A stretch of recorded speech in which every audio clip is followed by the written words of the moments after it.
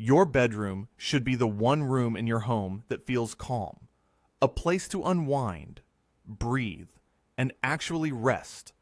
And one of the easiest ways to make it feel that way is to add a few plants. There's something about a little bit of green in the corner of a room that softens the whole space and makes it feel alive. But here's the thing, nobody tells you. Not every plant belongs in a bedroom. Some are too fussy. Some are toxic to curious pets. And some simply need more light than a bedroom usually offers. So today, I'm going to walk you through the best plants for a bedroom. The ones that are tough, low maintenance, and genuinely easy to keep alive. And by the end, I'll share the one plant most people overlook that might be the best bedroom plant of all. Let's get into it. Let's start with the single toughest, most bedroom-friendly plant there is. The snake plant. If you've killed every plant you've ever owned, this is where you start. The snake plant thrives in low light, which is exactly what most bedrooms have. It stores water in its thick, upright leaves, so it barely needs watering. Once every couple of weeks is plenty, and honestly, it would rather you forget about it than fuss over it. Its tall architectural leaves also give a bedroom a clean, modern look, whether you set it on the floor in a corner or on a dresser. It's nearly impossible to kill, and it asks for almost nothing in return. If you only take one plant from this list, make it the snake plant. Next up is the ZZ plant, and it's a close cousin to the snake plant in terms of toughness. The ZZ plant is the champion of dim, low-light rooms. If your bedroom faces north, or the window is small, or it's tucked away where the sun barely reaches, the ZZ plant will still thrive.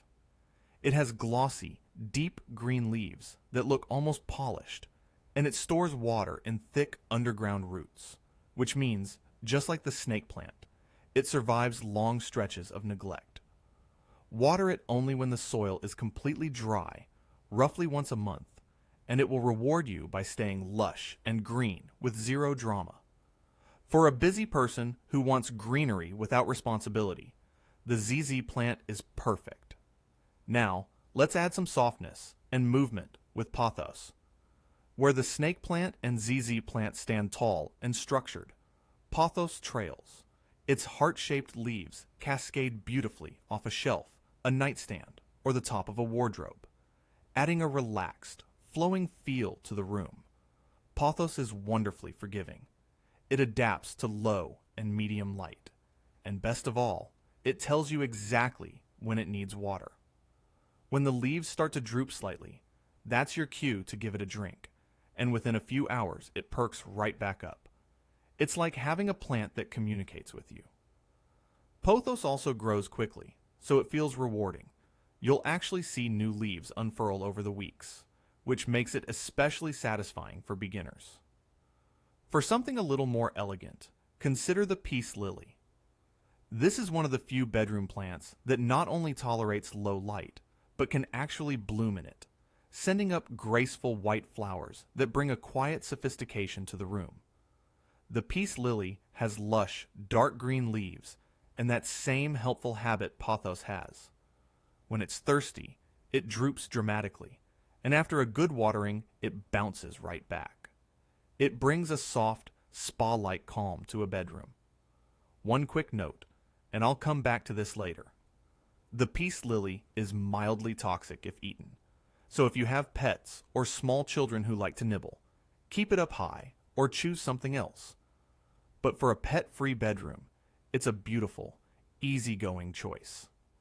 Now, if you want to add a bit of humidity and a fresh, leafy feel, a parlor palm is a fantastic option. This is a gentle, feathery little palm that has been a favorite bedroom and living room plant for over a century. And there's a reason it stood the test of time. It handles low to medium light, stays a manageable size, and brings a soft tropical texture to the room without taking over. Best of all, the parlor palm is completely non-toxic and safe around cats and dogs, which makes it one of the best choices if you share your bedroom with a furry friend. It's the plant that gives you that lush, green, resort bedroom feeling without any of the risk. Let's talk about one more that's perfect for the bedroom, the spider plant. The spider plant is cheerful, resilient, and almost comically easy to grow.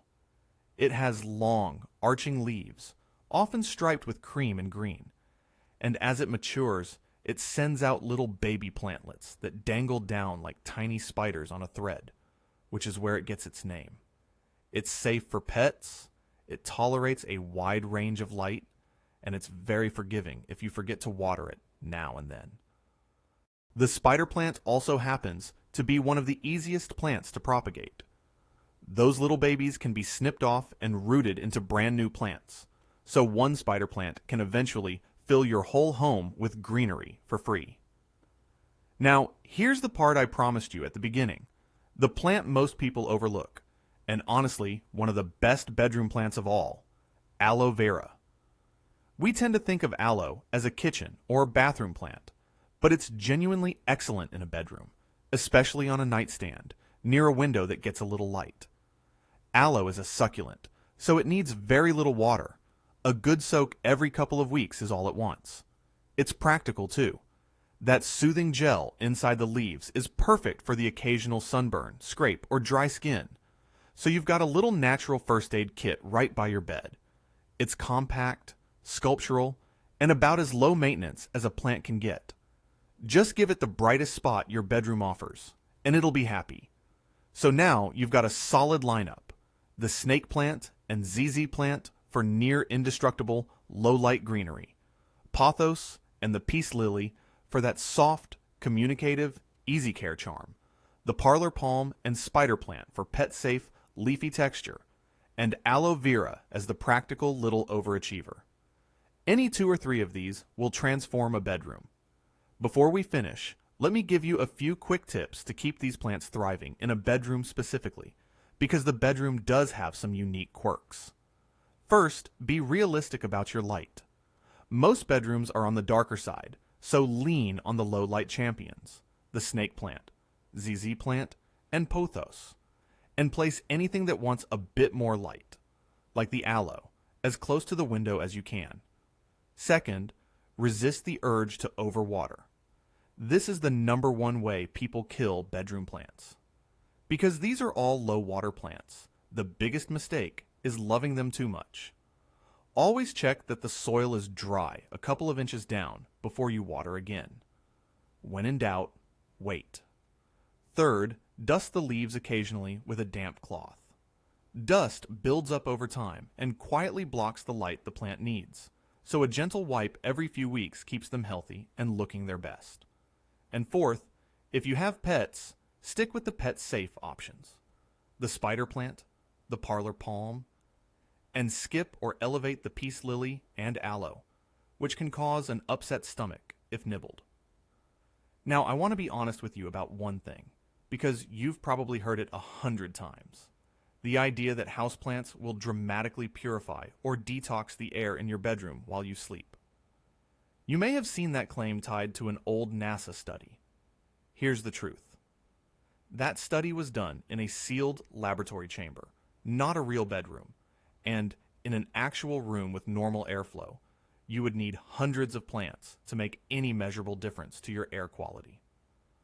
So no, a couple of plants on your nightstand aren't going to filter your air in any meaningful way.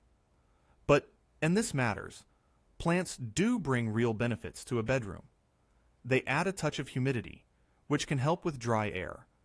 They add life, color, and a sense of calm that genuinely helps a space feel more restful. And caring for them, even in the small way these easy plants require, has a quiet, grounding effect. So enjoy your plants for what they truly offer. Beauty, calm, and a little bit of nature in the room where you rest. Just don't buy them expecting an air purifier. At the end of the day, building a greener bedroom is simple. Pick 2 or 3 plants from this list that match your light and your lifestyle. Start with the tough, forgiving ones if you're new to this. The snake plant and the pothos are foolproof. Keep the watering light. Give them the best light your room has.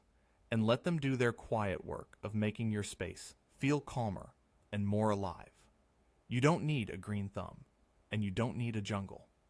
A few simple, well-chosen plants are all it takes to turn your bedroom into the peaceful retreat it's meant to be. If you found this helpful, go ahead and subscribe. I share simple, honest plant care every week to help you keep your plants alive and your home a little greener. And I'd love to know, which of these plants are you putting in your bedroom first?